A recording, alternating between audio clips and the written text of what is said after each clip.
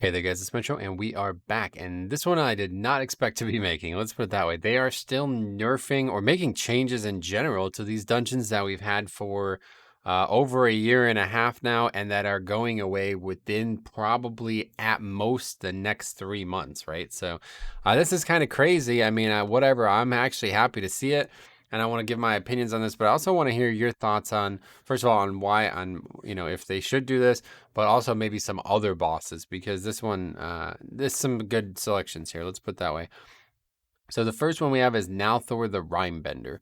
Icebound Aegis absorbs reduced by 20% on Mythic difficulty. So yeah, presumably this is always going to be about Mythic Plus. But yeah, this is really weird. Because this boss, I have to say, I just did it on, I think it was 25 Tyrannical, and it was like an 8-minute fight. But I think we did have a lot of deaths. I think it was like 3 deaths, a couple battle reses, but then a couple of people that just had to stay dead. And it's like, my God, is that a long fight? So, Faxi and others as well have been, recommending using a spear on that boss. And my thought on that, it's like, this boss is just long, man. It's like not really hard. It's just kind of really time consuming. Whereas the first boss is not time consuming at all. But if you do not kill it accurately, like if you are not doing the mechanics well on that first boss, you will just either basically run out of space, or a problem will eventually occur and people will die there 100%. So I feel like it's a bit of a toss up. I do think, though, just the length of the encounter is absurd. So nerfing the Aegis, it's like, and so the cool thing about this was in season 2, we had, I can't remember, what it was, Dagger of Necrotic Wounding. That was the name of it. And that would actually reduce all healing done to any enemies you would auto attack. So on a Tyrannical week like we just did, you could actually take that from season 2, and then the shield would be really small and it would actually stack, right? So if you had 3 DPS with it, the shield would basically be non existent, and that made that fight a lot easier. Well, so now obviously that's gone in season 3. And I don't know. I mean, to me, it just seemed like a really easy encounter, but I am the tank after all, so it's a little different. But I like that because this is not only a nerf to the effective health pool of the boss, but it's also a pretty big nerf to the difficulty of the encounter, because the longer that shield is up, the more frost damage you take from it. So obviously, if it's smaller, you take less damage too on the encounter. And that's kind of really the only part of the fight that does a lot of damage, other than you standing in mechanics. So I'm fine with that, but 20%, I mean, some of these other ones, 20%, that seems perfect. But that one is just, I would have liked to have just seen his health go down. Like, nerfing the actual difficulty of a fight that's, in my opinion, not very difficult, but just long, is kind of silly. Like, you're not really going to make this fight much shorter by doing this, but it might. It could add up, and it's a fine choice. I just would have rather see his health pool changed. Okay, so next up we have Into Sanguine Depths. We have Executor Tarvold. All right, me and this guy go way back, back when I used to snap him downstairs. And this fight's still dangerous to this day, man. They've done a lot of changes to this dungeon, but this guy still manages to kill people. And it's his Castigate damage again, 20% nerf here. The thing about Castigate, though, is if you're Night Elf, or if you have some kind of magic immunity, like AMS and Hunters can feign, and Rogue could drop threat with all these things, there's a lot of potential to not have Castigate do damage. So yet again, I think this is the wrong direction here. You're nerfing Castigate by 20%, but it's so easy to deal with that, right? Like, that mechanic has multiple different levels of counterplay. Whereas the ad is not, it's very, like, the higher Q you go, man, that ad takes forever to die and it does a lot of damage. I actually saw the ad disappear.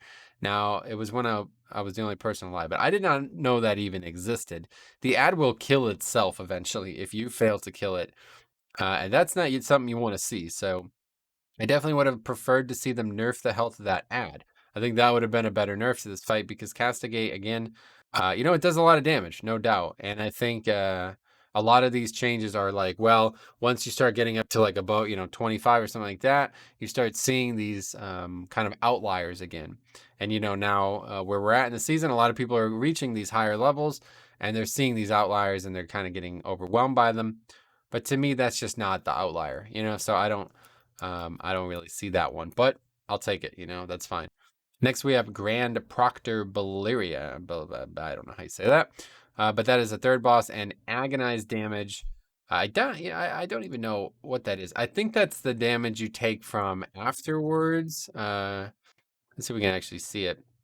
Yeah, that's the damage that you take afterwards.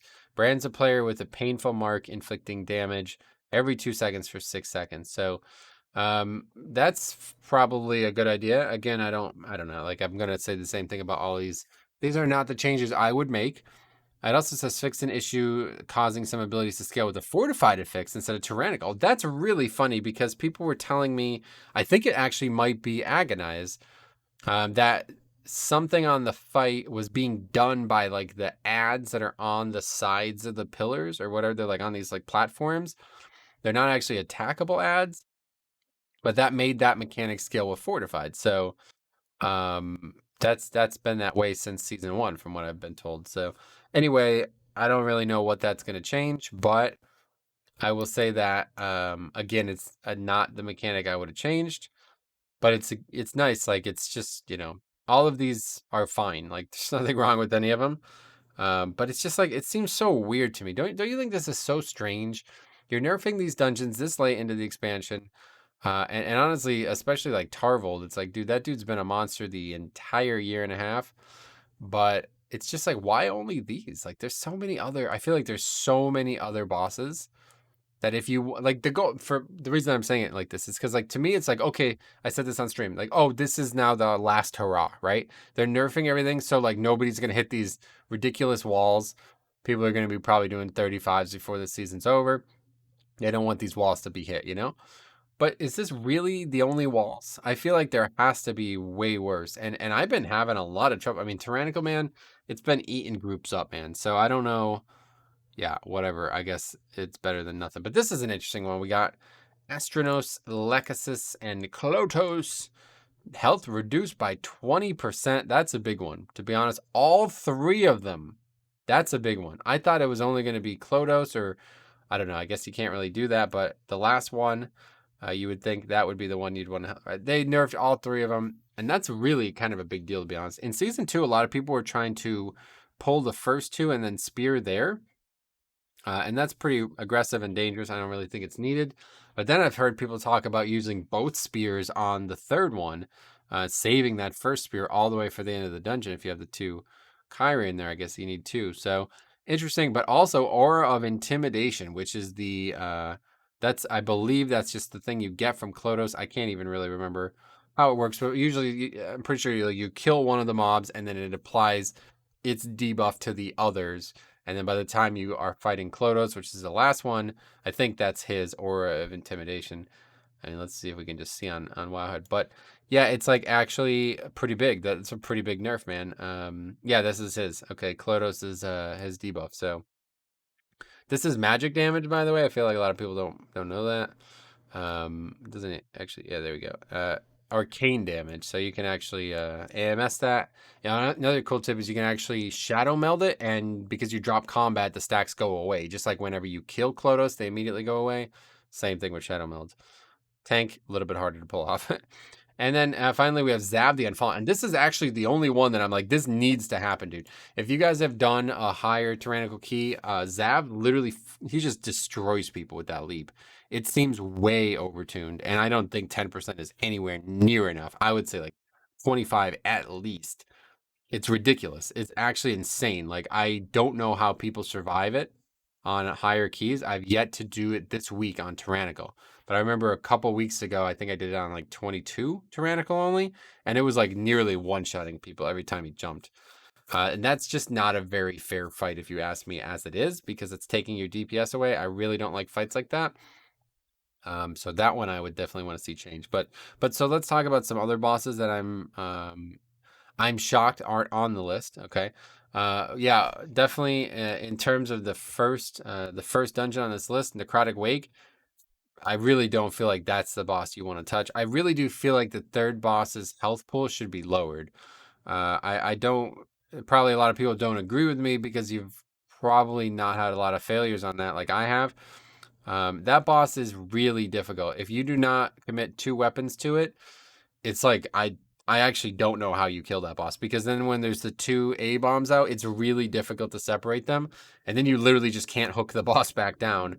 And the boss's health pool is supposed to be something that you like use as a resource. Like once you get him low enough, he can't go back up, and so there's kind of like that ebb and flow to the fight. But it's just like gets really ridiculous, because if you just can't hook him, I mean, it's kind of crazy. So I would like to have seen that fight changed. I also wouldn't mind seeing the frontal on the first boss change. That one is, it seems way more dangerous than the Icebound Aegis, honestly. Like I've seen people just flat out get one shot by that, and not even in that high keys, to be honest. So that one, those 2 bosses seem like outliers. Sanguine obviously going to feel like the first boss is still a bit of an outlier. Again, because that boss has a lot of unavoidable damage. It's slightly avoidable, but it's not like Castigate where you can. I guess it's kind of similar to Castigate, but the thing is, Castigate only hits one player. You know what I mean? I don't know. That fight, Tarvel, has always been tough because of the room you're in. But so those are some of the big dungeons. I would also say that well, I don't know. I would say Gambit still could use some work, man. The final boss in Gambit is just so. I just don't really. I don't know. People just kind of suck at it, man. But those arrows, they do a lot of damage, and I get it. You're supposed to take extra damage if you fail it. But it seems like right now in Tyrannical, like if you get hit by it a second time, there's deaths 100%. So I would like to see maybe the first one only do maybe like, I would say even like a 50% nerf on the first one, and then the debuff doubled or something like that. So the second one is going to ultimately do more damage than it would have done, but because the first one isn't as dangerous, like, you know, you're not failing the mechanic, right? You have to get hit by it, and it's doing like tons and tons of damage to people.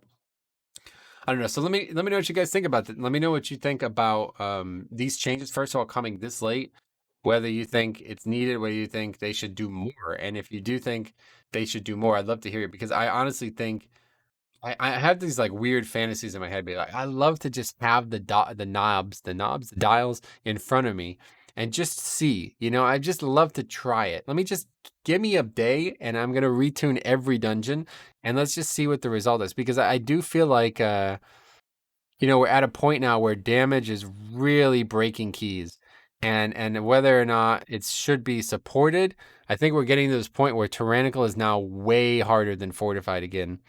And I don't know if they want that, because I feel like in season 2 they made a concerted effort to change the affixes so that Tyrannical and Fortified would be more balanced. But people just kind of suck at bosses, and they're hard too. I mean, it's not just them. A lot of these fights just do a lot of damage, like Dealer as well. Another fight, really hard too. I mean, there's a lot of fights that could be changed here. And to see 1, 2, 3, 4, 5, and this is not even a boss, so that's so few things. I just don't get why they did that. So thank you for watching. I would love to hear your comments down below.